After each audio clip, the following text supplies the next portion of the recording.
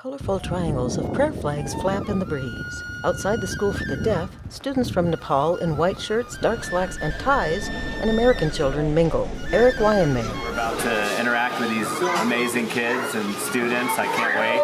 We've learned some sign language, some Nepali sign language, so we can at least say our names. At an assembly. Thank you for sharing.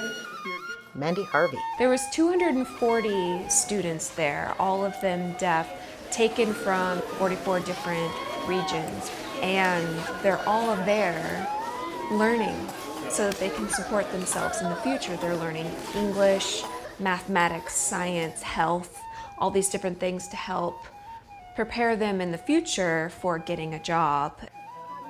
An American girl receives the Tika blessing with a traditional red mark on her forehead. JC.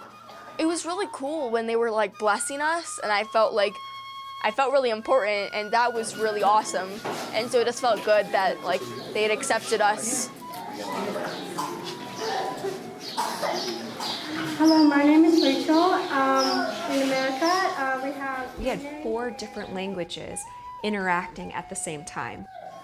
We had one guy who knew Nepali Sign Language and ASL Sign Language, but he was deaf as well.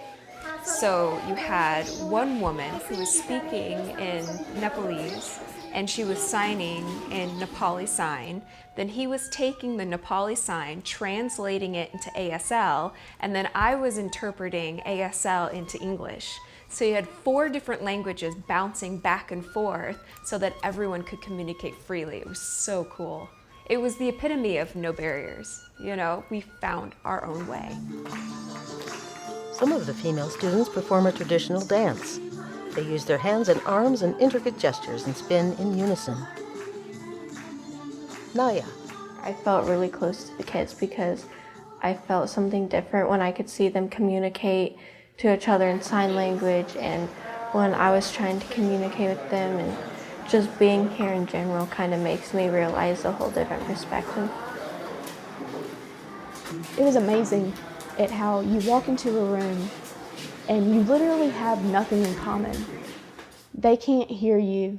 We don't speak the same language. I don't really know how to sign, but we figured out a way to communicate because we both wanted to. We wanted to be able to talk to each other. And I feel like that, it taught me a lot about, people with disabilities along with life. If you really want something, it'll happen. Children stand behind a fence and wave. These students are taken from their villages and dropped off. And the lucky few will get jobs here. The lucky few. Noah. I was so amazed at these students who knew the odds, but they were striving to get a better education and to find a way to succeed in society. And I thought that was beautiful.